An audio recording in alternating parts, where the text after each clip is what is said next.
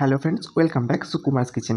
আজকে বানাবো মটন মোগলাই। তো চলুন দেখে নিয়ে যাক রেসিপিটা। প্রথমে এখানে তেলের মধ্যে রসুন আর কাঁচা লঙ্কা কুচি দিয়ে বেশ ভালো করে একটু হালকা করে ভেজে নিয়ে তার মধ্যে বেশ কিছুটা পেঁয়াজ পাতলা পাতলা করে কেটে সেটাকে একটু হালকা নাড়াচাড়া করে নিয়ে তার মধ্যে টমেটো কুচি দিয়ে দিয়েছি, কিন্তু এখানে গোলমরিচের গুঁড়ো, ধনে গুঁড়ো আর একটু লবণ স্বাদ মতো। তারপর এখানে একটু নাড়াচাড়া করে নিয়ে ভেজে নেওয়ার পর তার মধ্যে দিয়ে দিয়েছি মিট মশলা বেশ অনেকটা পরিমাণে, দিয়ে আবার একটু ভালো করে ভেজে নেওয়ার পর তার মধ্যে আগে থাকতে সিদ্ধ করে মিক্সারে গ্রেট করে রাখা কিন্তু মটনটা দিয়ে বেশ ভালো করে নাড়াচাড়া করে ধনেপাতা কুচি ছড়িয়ে নামিয়ে নিয়েছি।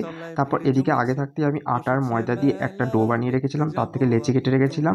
তারপর এখানে মিশ্রণের মধ্যে দুটো ডিম দিয়ে বেশ ভালো করে মিশিয়ে নেওয়ার পর একটা লেচি নিয়ে এইভাবে কিন্তু বেলে নিচ্ছি, বেশ বড় করে আর পাতলা করে বেলে নেওয়ার পর তার মধ্যে মিশ্রণটা দিয়ে মটন আর ডিমের এইভাবে চারিদিকটা ভালো করে এঁটে নিয়ে এইভাবে কিন্তু তেলের মধ্যে দিয়ে লো টু মিডিয়াম ফ্লেমে ভালো করে ভেজে নিলেই রেডি হয়ে যাবে আমাদের মটন মোগলাই। খেতে কিন্তু অসাধারণ, খুবই টেস্টি।